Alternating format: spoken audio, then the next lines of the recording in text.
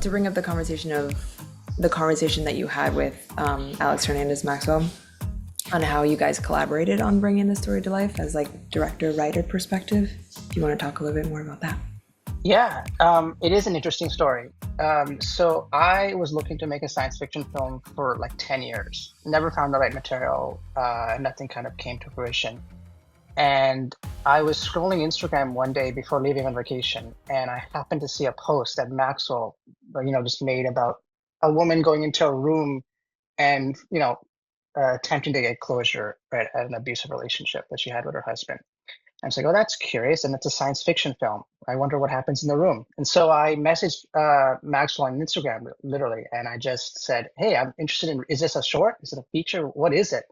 And that got us to talking, and then we got into a call, and then that led into like a 2-year collaboration on it. And so one of the first conversations I asked him was, why do you write it?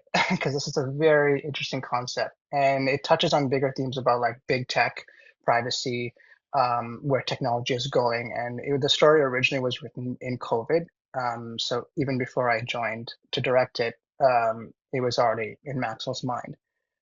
But the collaboration process really evolved into like a hour-long phone calls about characters, story, larger world. The short is actually a proof of concept for a larger feature. And so we had like a lot of lengthy conversations. I basically pitched uh, an overly long pitch deck about like the world, the characters, how I saw everything, and we just got along really well. And he was looking to get it made, and from there we got the financing and everything kind of fell into place. But it really originally started with that Instagram message and hour-long phone calls about characters and story. We love social media. We love and we hate it for that reason. That's great. Yeah. I Yeah, I think like it's so funny how we can create so much through like this new form of communication with social media versus like before it was like so much more like gate kept. Yeah. So that's really awesome. I love that story, and I'm gonna segue into you, Morgan, into your character development. I would love to know your experience with this character, like how you prepped um, alone and with Alexander. Like, did you have to watch any sci-fi movies? Are you a sci-fi fan? I'll watch some sci-fi movies for sure. Like I'm definitely interested. For this, yeah, they were kind enough to send along the first episode that was kind of written for this first serialized version of it. So it did give me that bigger world and like grander view of Claire, which was really helpful for me. And then in terms of my prep beyond that, I find a lot of yeah, it's very helpful for me to journal as the character. So I just journaled a lot through different points of her life and what she was thinking throughout the scene and everything kind of thing, all the bits that are touched on. So I did that, and I took a lot of inspiration too from Nicole Kidman in Big Little Lies and her dynamic with her husband too. To me, that kind of triggered right away. I was like, oh, interesting. And then Alexander and I had a lovely long chat about that too, and we kind of just chatted about the character and what we thought these specific moments meant, and he's just really open to collaborating over that. And same with um, Alex Hernandez Maxwell Hernandez Maxwell. Sorry, I was getting the wrong. As well, he was so interested as too. Like he asked to look through my journals too, so he read through my character stuff, and that kind of like shifted things a little bit too. So it's great. That sounds like a bonding experience. Someone reading through your journal. I know. That's so fun. I love that. It reminded me a lot of, I don't know if you guys, this is an old show, and I watched it a long time ago. Like the reference might not be like a one-to-one, but Westworld, Oh that yeah. kind of vibe. Have we Yeah. seen it before? From what I remember, it was like a similar like simulation situation from someone from the outside world into like this like made up world. And that's immediately what I thought of. And I thought it was also interesting that the choice was made to have an artificial encounter versus like a supernatural memory based encounter, especially with like tech rising. Another thing I was thinking about is I'm also wondering for you, Morgan, is I feel like we're in the same generation, and I love A Walk to Remember. So seeing Shane was, I was like, oh, I love that man. How was it? What was it like working with him and having like that dynamic, like couple dynamic with him? He was lovely.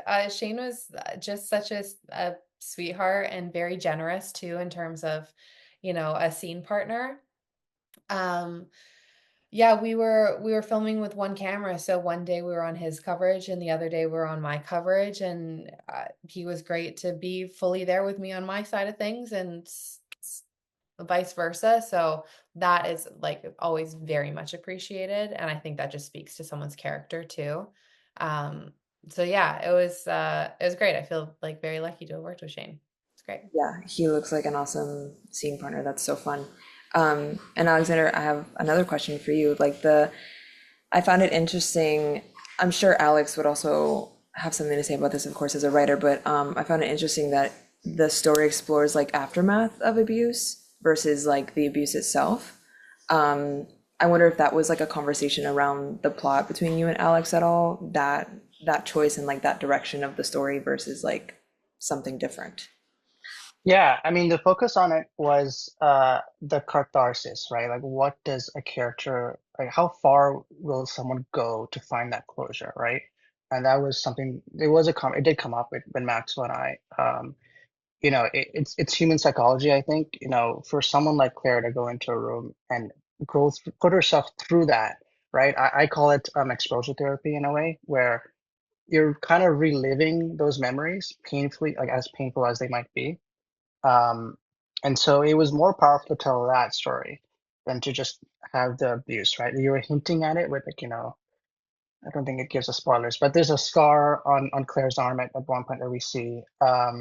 And so you kind of see that shift, right? And so it was more just a better story. It unfolded much more clearly in terms of the aftermath rather than showing more of the abuse. And it talked more about the inner workings of Claire, I would say.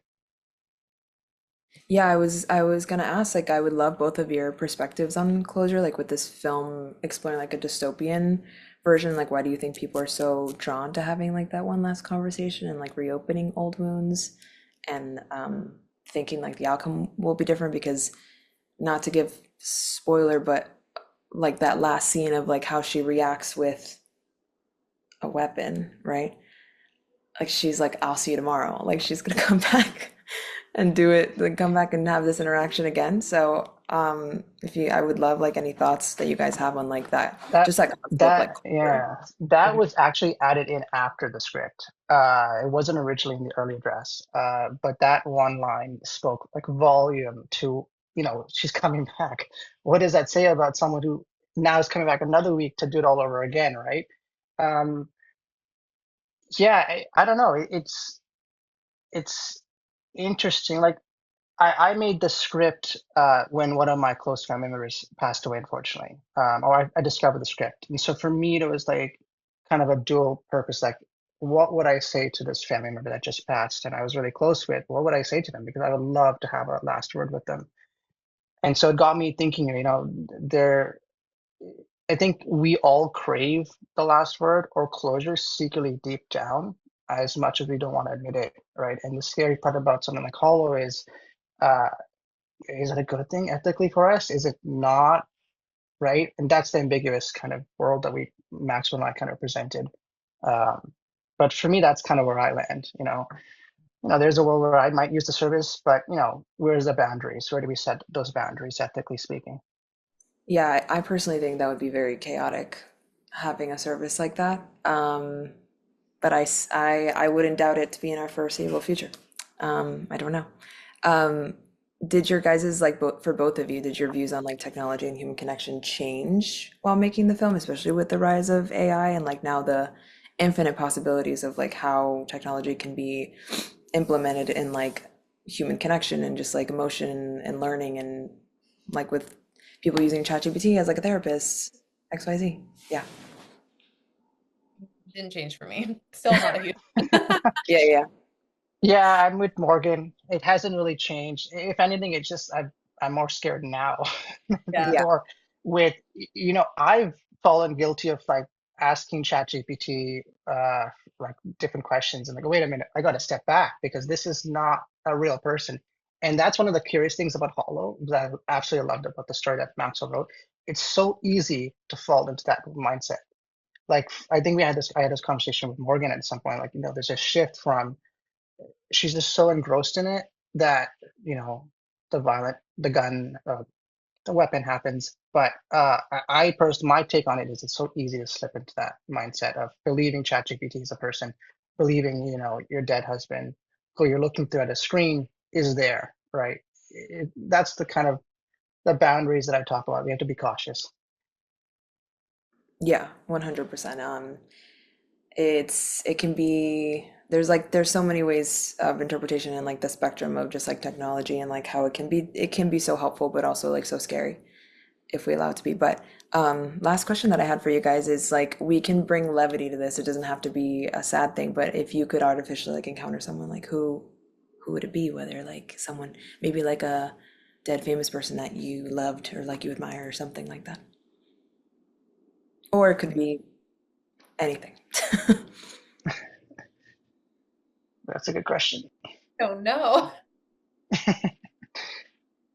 Maybe my grandpa. I didn't get to spend much time with him. He passed. I lived in Australia and I saw him every couple years kind of thing. And yeah, I don't have like a whole lot of memories with him. So I think maybe to see him and spend some time. That's so nice. Yeah. I'm the same as well.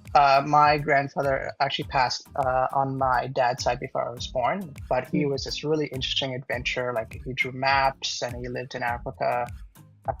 And I think it's the reason why I'm a filmmaker because he was he was an artist before I was the artist in the family, but he unfortunately passed before I was born. So I would be curious. I mean, I have all these old photos. I'm pretty sure something Yeah. like Holo could, Yeah. Those are dream gonna, up a version of my grandpa. yeah. Yeah. Some words from the wise. That's so nice.